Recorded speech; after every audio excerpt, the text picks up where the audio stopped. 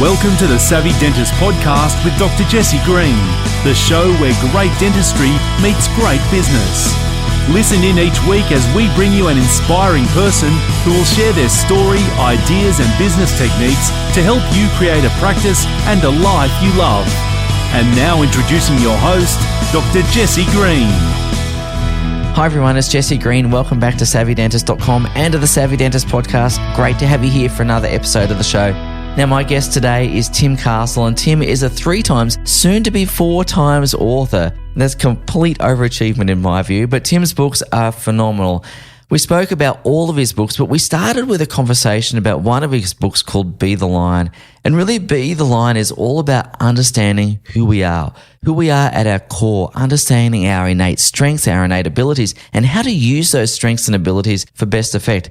But we also spoke about discovering and uncovering latent strengths that we have and how to develop those so that we can achieve our future goals, and how it's important that we shift our identity to be the person we need to be to achieve those future goals.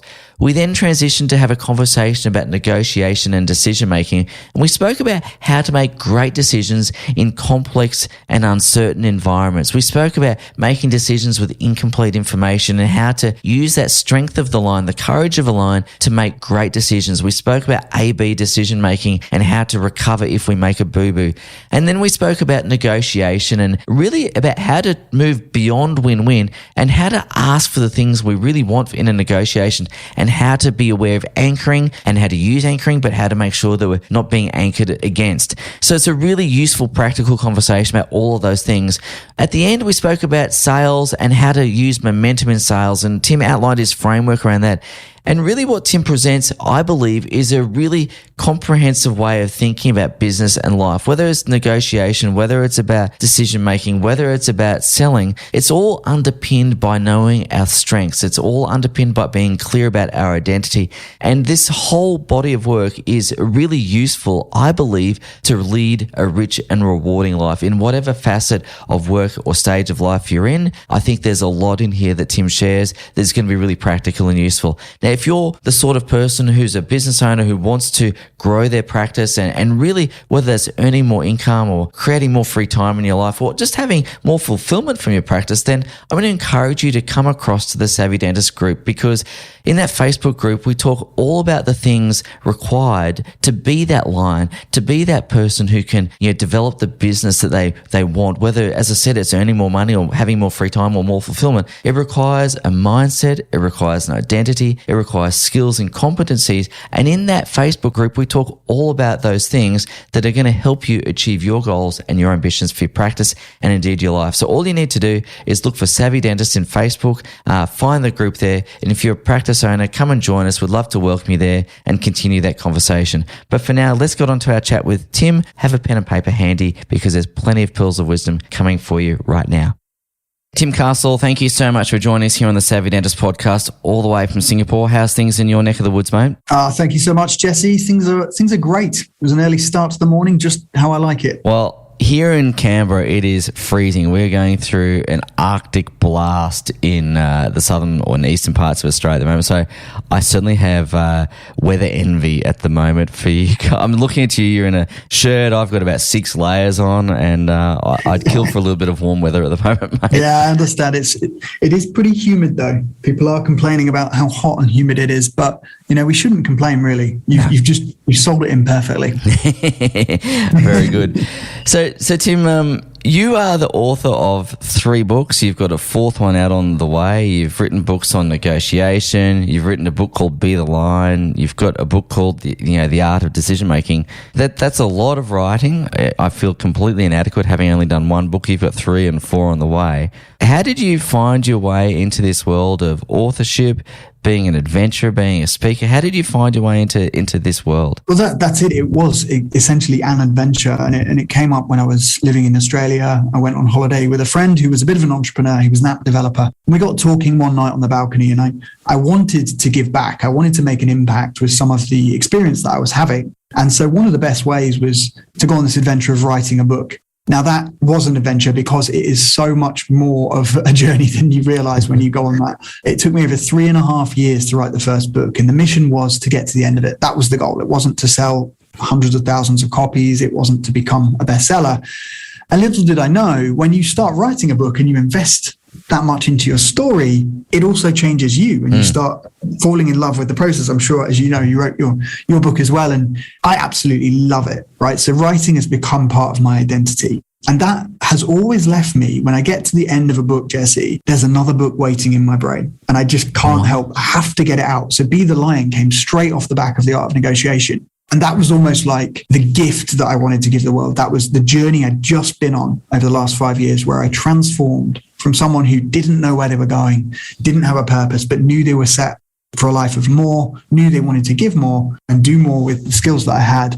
And that book is how you create that pathway to success and you build a lifestyle around it. And then The Art of Decision came out the back of Be the Lion. So it all flows. And then, yes, you're right. The fourth one is on the way.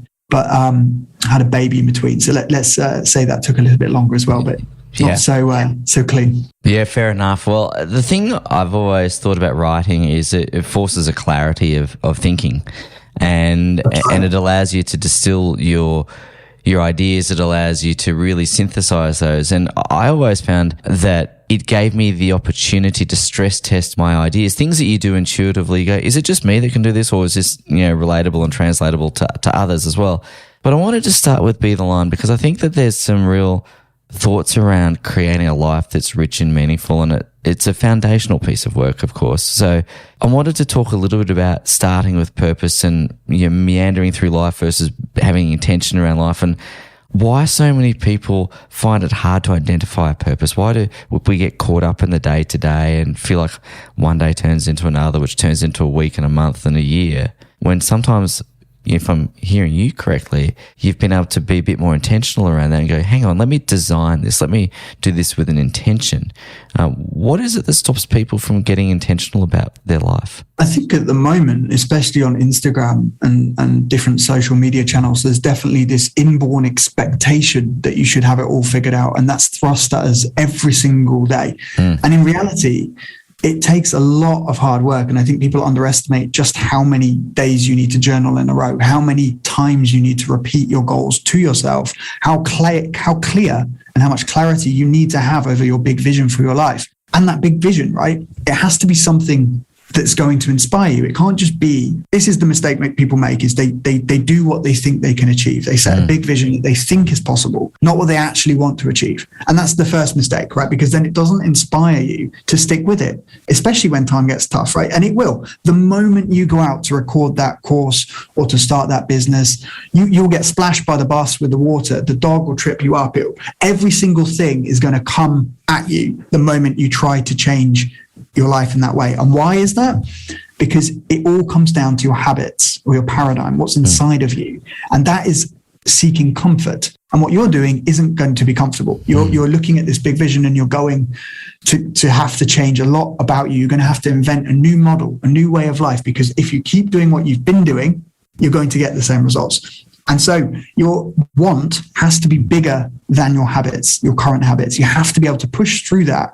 And so the first place, I think, is to start with what is your big vision for your life or a big goal for your life. And then you have to work backwards from there. Don't worry about how it's going to happen. That's the next mistake. People focus on, well, if I do this and then this and then this, it should all go to plan. It's not going to happen like that. You have to look at yourself and you have to change your identity from within. And you have to become the person that's already achieved the big thing that you want in the present. So you have to bring the future into the present.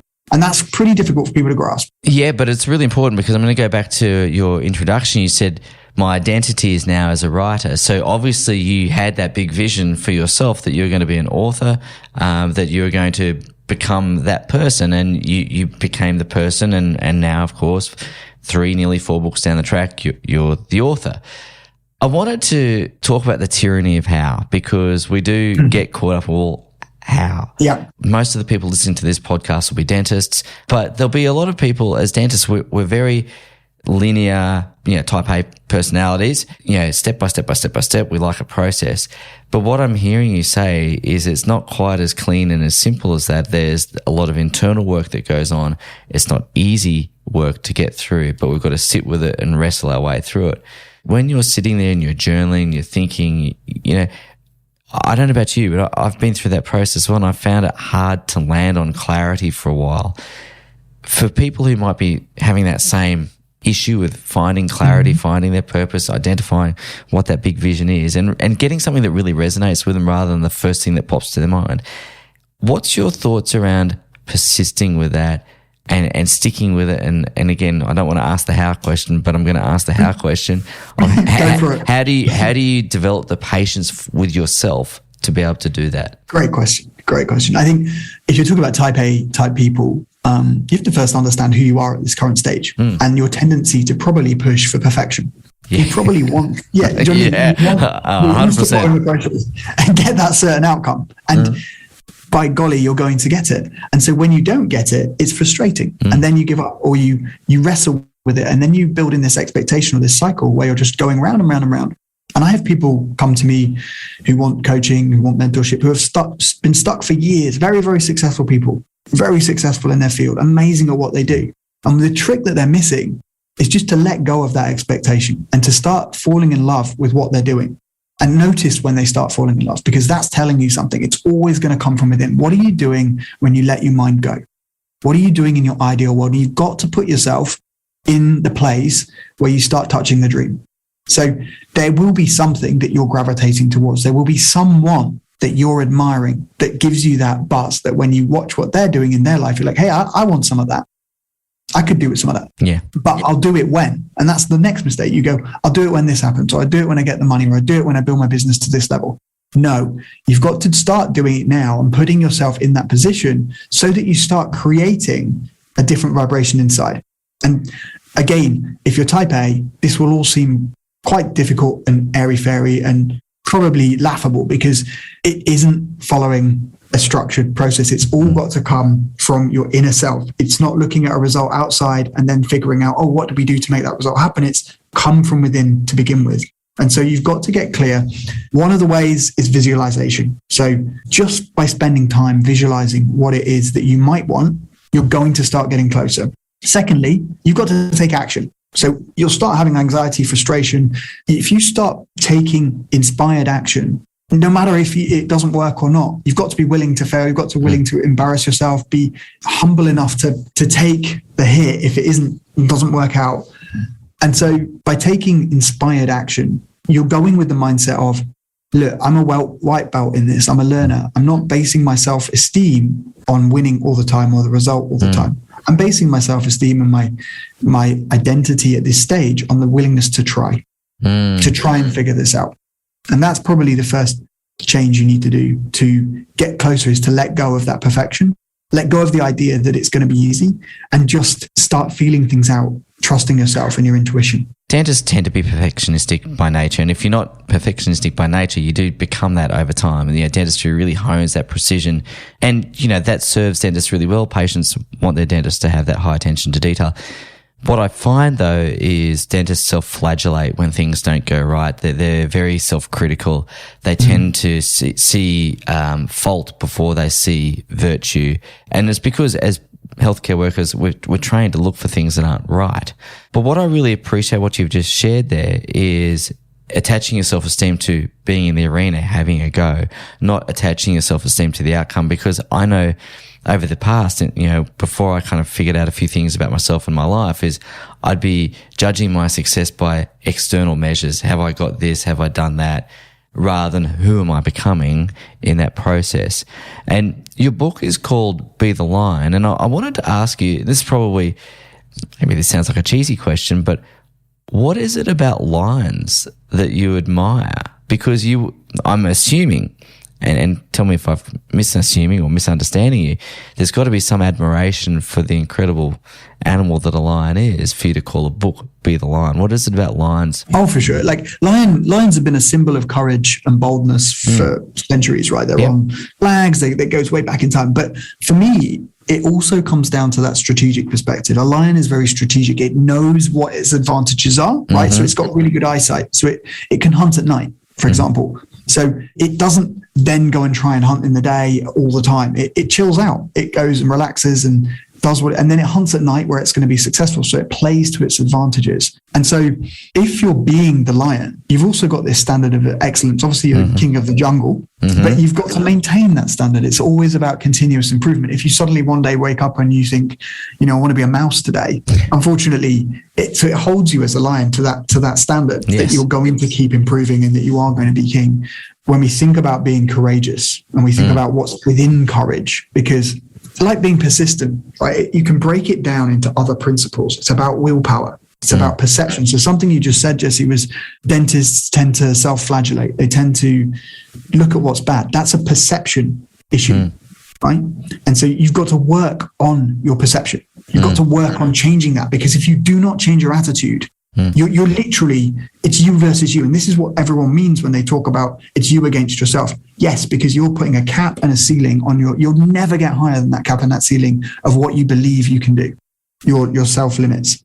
So a lion in this respect is courageous enough to be able to walk the other way, to be able to go in the direction of everyone else, to be able to play to their strengths, and to be able to be confident enough to look beyond what everything else is saying they should do. And so it's just like that when we work on our strengths, like perception, willpower, things like our intuition, trusting our intuition, developing that skill, not just understanding that we have it, but relying upon it. So the process of discovering strengths, I mean, we all have our strengths. We all have our things that we're good at, our natural talents, our natural abilities. And of course, what I'm again really appreciating is you saying we're not trying to be something that we're not. We're just trying to capitalize on the strengths that we innately have and maximize those.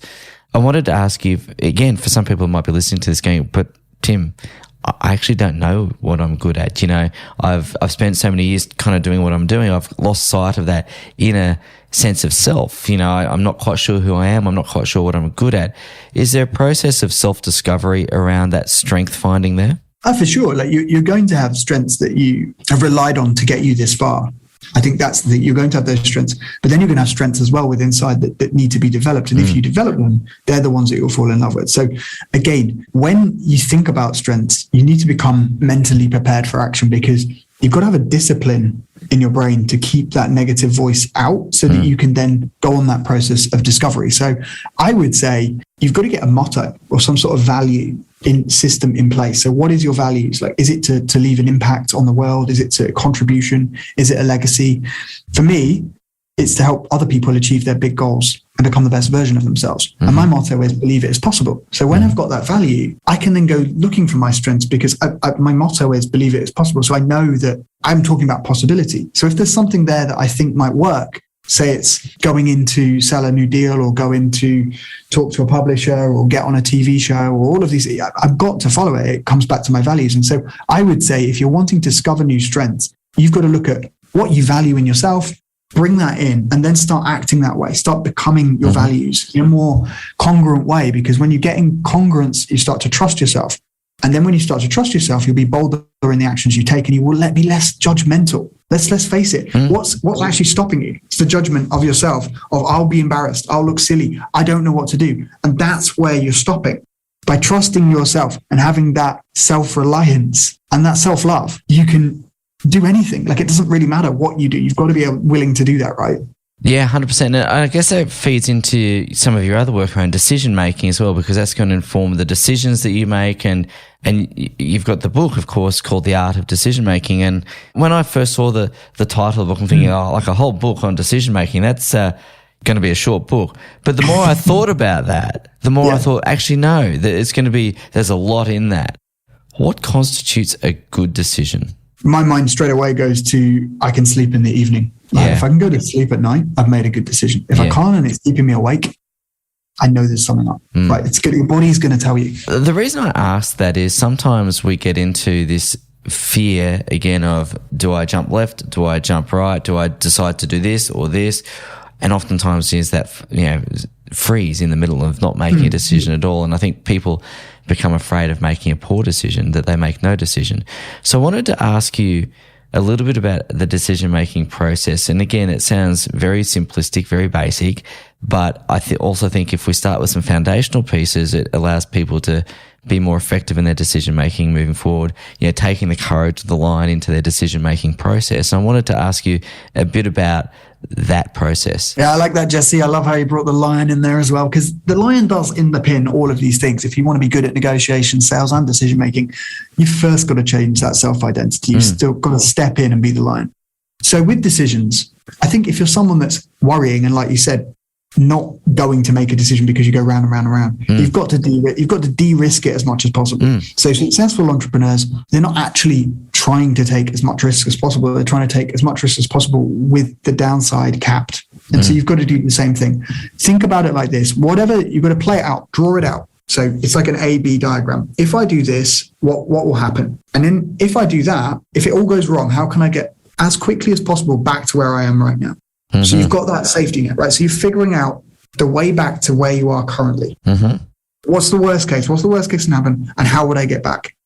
Okay. And that's going to start to give you answers around what you need to do, like whether it's to have X amount in the bank, whether it's to have a partner that you're going into this investment with. And so the second thing then is to obviously, right, how can I make it work as well? So you start to then go, well, we've done this. How can I make this the most successful decision? And really just take a perspective that you probably wouldn't normally take, because remember, it's you're looking at it from your lens. So what I would say is you will have mentors or people that you admire. So why don't you put the decision in the middle of the table and move seats and look at it from whether it's Elon Musk, look at it from his eyes, look at it from someone else who admires eyes, look at it from Jesse Green's. Literally take it through that process and start to get those different perspectives. That's called the 6 hats decision-making technique. And it's important, and why big consultancies do it is because you do need to look at it from different lenses, because you're probably reacting emotionally to it and you're looking at the what if problem. What if this goes wrong? And that's where you go completely wrong. If you're using what if from a negative context, you're going to get more stressed out and anxious. And what you should be looking at it from is what now? What do I do now? And then you get to that. So what will I do now? And then you keep going with that process until you have all the lenses. So that's giving you different perspectives. So that's de-risking it because it's uncovering information that you might not have seen.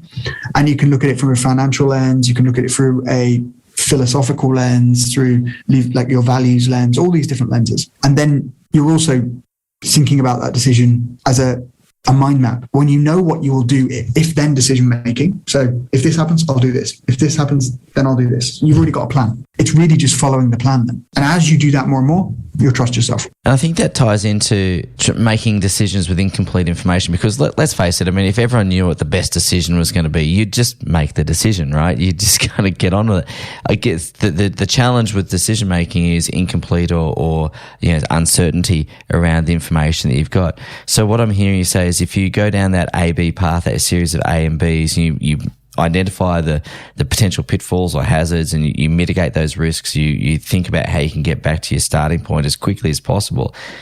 A, you're going to de-risk the situation. B, you're going to make a more informed choice. What I wanted to ask you is, I want to say the tail end of COVID. Maybe that's the optimist in me talking. I hope we are. But we've been through 2 years of considerable uncertainty, and there's been a lot of decisions that have had to be made in that kind of, that VUCA environment, that volatile, uncertain, complex and ambiguous environment.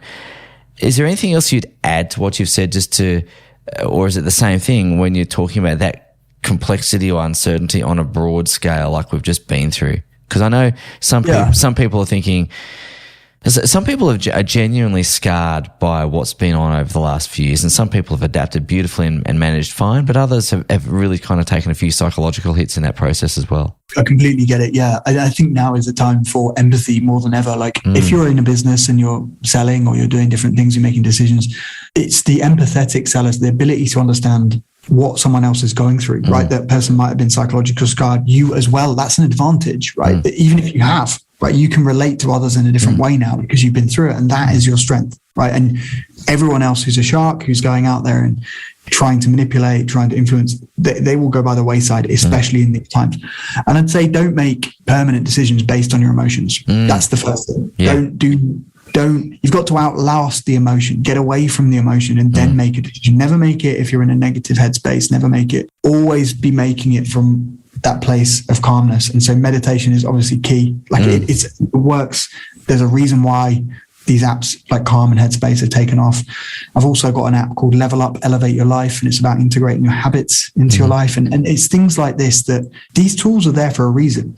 And even if you're earning hundreds of millions of dollars, people that are doing that, they're still using these tools every day. It's not like you ever get to a place where you don't use the tools, or you're ever not feeling anxious, or you're never not feeling fearless. Like, it doesn't work like that. Even the top athletes, the most elite performers, all have self-doubt and fear making the wrong decisions, right?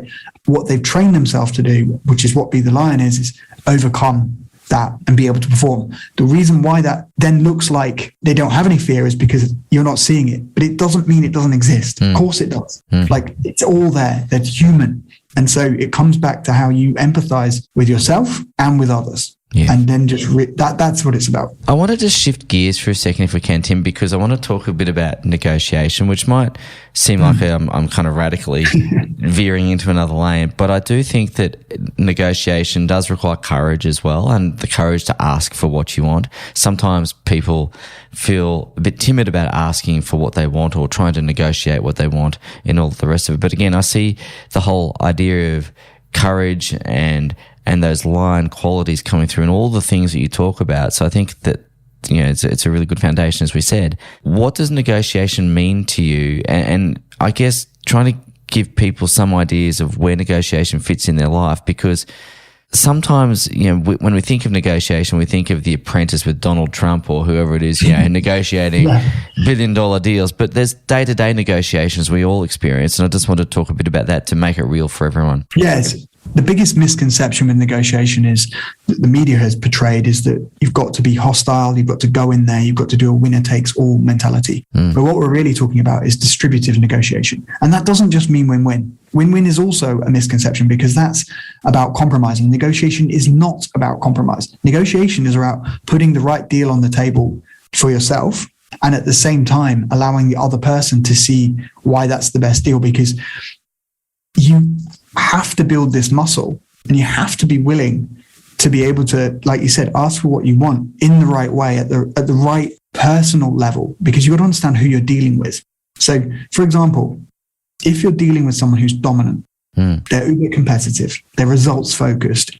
If you go in there and you're starting to talk, you want to be best friends with them, you want to wine and dine them, you think that's the wrong approach. What you've got to be talking about is their bottom line, how you're going to help them. You've got to listen to them. They want to be the star of the show, ultimately, versus an influencer type person. So this all comes from the DISC behavioral profile. That's what it comes from. And an influencer is going to want to be your best friend. They need wining and dining. And so when you start speaking their language, when you start a steadiness person, they want consistency, they're laid back. You cannot rush that decision-making process or they're going to get flustered. They don't want that. And a compliance type person, which is someone who wants all the data, they want to be accurate. They love to dive into it. If you do not provide all the details in that deal, you've lost them. So understand firstly who you're dealing with, and then negotiate with them how they would want you to negotiate with them, not how you want to negotiate. Remember, it's not about you. Once you start doing that and you start making them feel at ease, right? So mirroring their body language, mirroring the last 3 words, getting them to speak more. So they start talking and then you're repeating back to them what they're saying. You're uncovering information. And the reason you're doing that is to help them, right? Because with that information, you get more details. You start to understand where they're coming from without making assumptions. It can be very easy in negotiations to make assumptions, and the assumptions lead to emotions. And when we think about the types of situations that might not be obvious, it's things like when you're negotiating for your child to get into a new school and there's no spaces. That's a negotiation. It's important. It's going to affect the rest of their future, right? It can be quite stressful, and you can project yourself into the future and go, my child deserves to be at the school. Why can't they get a space? And you can start bringing all of that future into negotiation and being quite hard about it, rather than having the right conversation in a way that's so understanding, yet is creating possibility, because it's going to come from that imagination, that creative tendency. Like, what about if you went in and you taught dentistry to the kids? Like, what about bring that in and start to maneuver that in, give them something that's not on the table that no one else can do. That's where you start to blow it over. Like, that's where you're bringing more to the table than was on the table before. all the stuff you spoke about with Be the Line, knowing your strengths, all those sorts of things, it shows up in so many different ways, right? Oh, completely. When you're clear on who you are as an individual and where you're going, decision-making becomes a lot easier. Why do you think the most successful people make decisions fast and change them slow? It's because they know what they want. They know where they're going. So it becomes so easy to say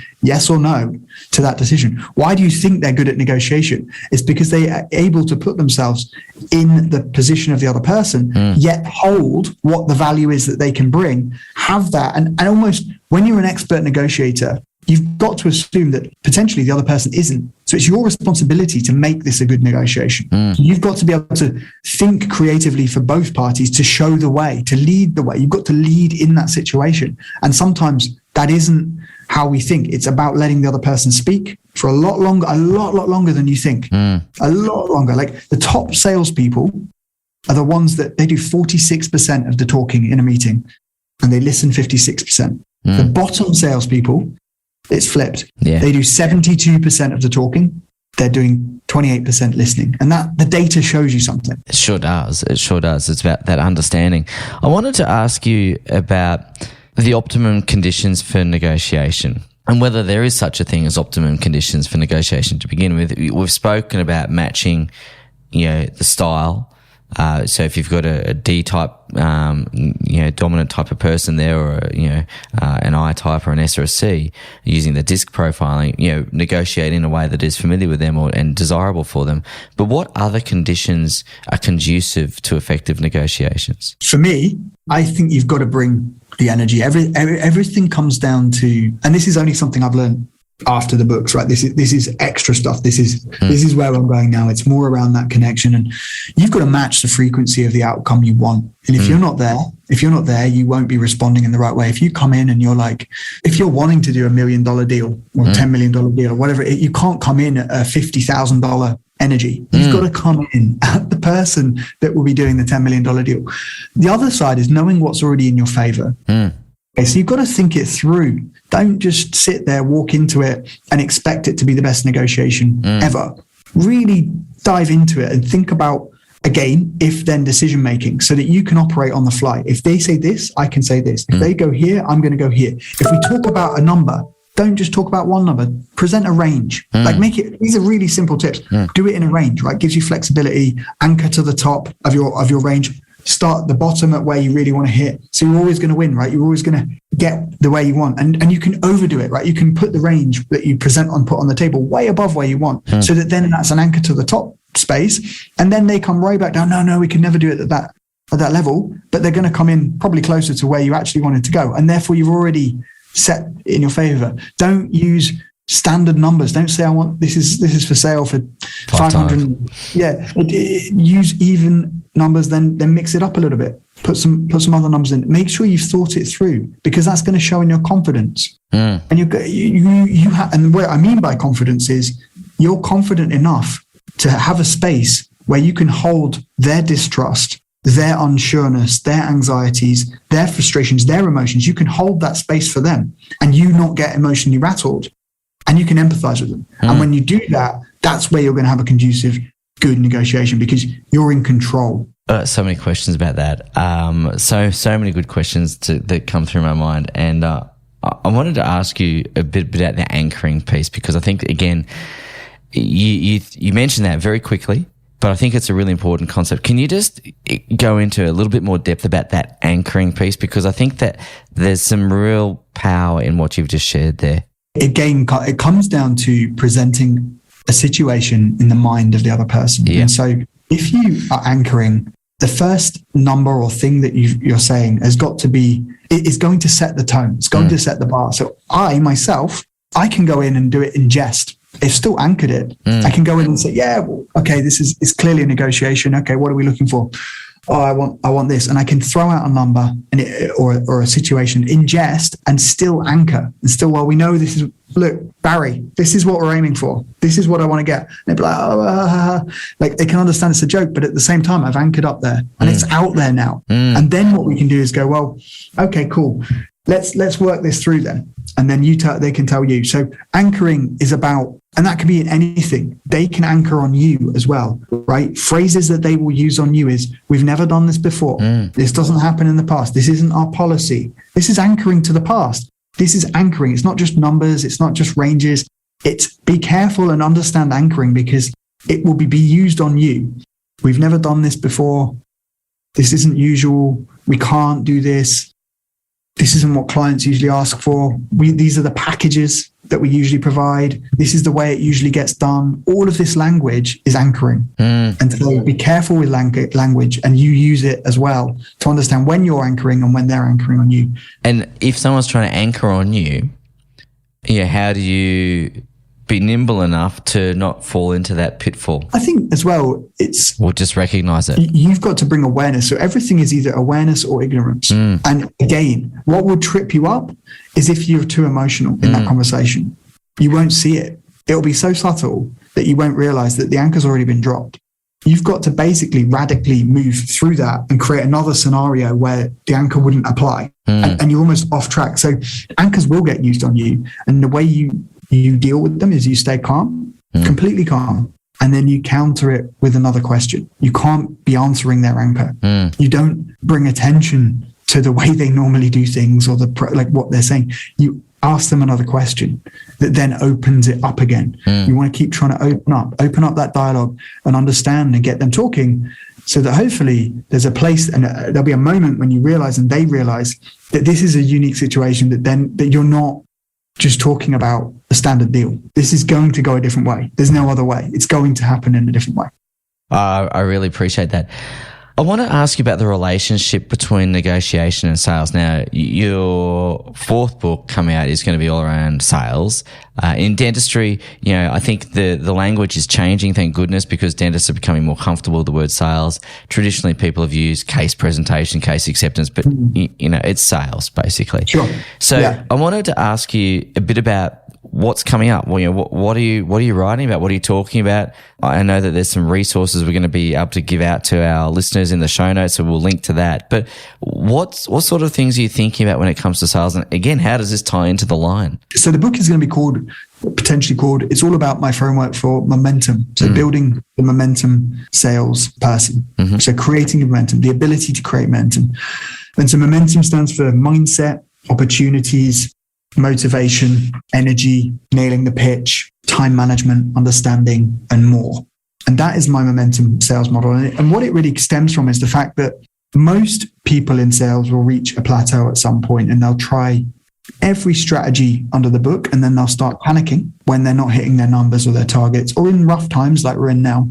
This should be some of your most successful times if you know what you're doing. Can absolutely be, because some of the competition is going to disappear, and they're going to be panicking and going to be rubbing up clients the wrong way. And so the way that this links to Be the Lion is that you can never get what you think you can't have. So you can only get what you think you can have.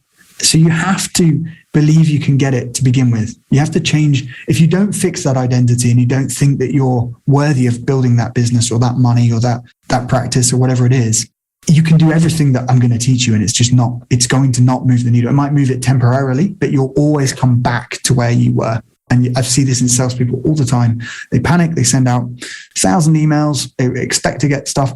The problem is they're just trying small strategies to fix a bigger problem. Yeah. And so once you understand how to create momentum in sales, you can take that anywhere. It doesn't matter if you're doing your own business. It doesn't matter if you then go into another business. You can start generating momentum from any business that you go into. And that is a radical change in confidence. And I think, again, coming back to the line, it's about that self-identity. If I see myself as being a momentum-based salesperson and being able to apply these things to get the things that I'm achieving or I'm wanting to achieve, then that identity piece is going to be foundational. Then you layer on the skills on top of the identity piece, and then you've got that really good winning formula about identity and skills. So you've got that competency, confidence, and the identity piece that kind of goes with that all together. So it sounds like that they all tie in. Is that a fair assessment? Correct.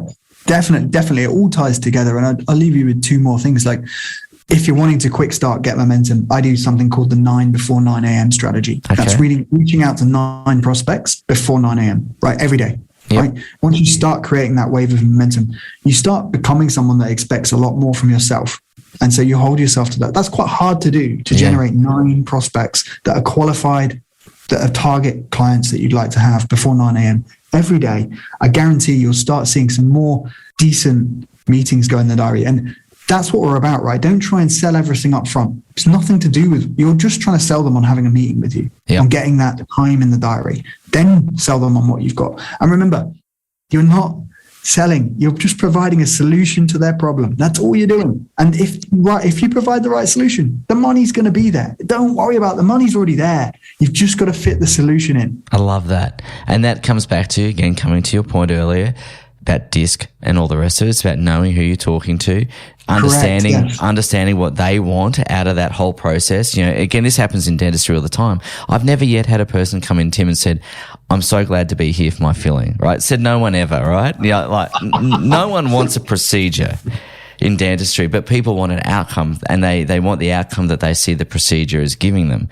And so in dentistry, you know, what we talk about is, you know, focus on the outcome, not the procedure. And I think you're absolutely right. If you can understand what people are coming to you for, understanding they have a problem that needs to be solved and matching your solution to that problem, then the money's there. I love my dentist, just to throw this in. I love my dentist, but the reason I love it is because, one, the experience is phenomenal from start to finish. The experience when I'm in, and I know that she's going to take care to be gentle when it's a root canal or all these things. Like, I just know that her main priority is aligned with what my main priority is, which is just don't make this a punish for me. Come on, let's do it and so she can then recommend all the other stuff about teeth whitening and Invisalign and all these other things. And I'm open to it. Because she's met my main priority. Yeah, which again comes back to knowing who's in front of you, which is Correct. Awesome.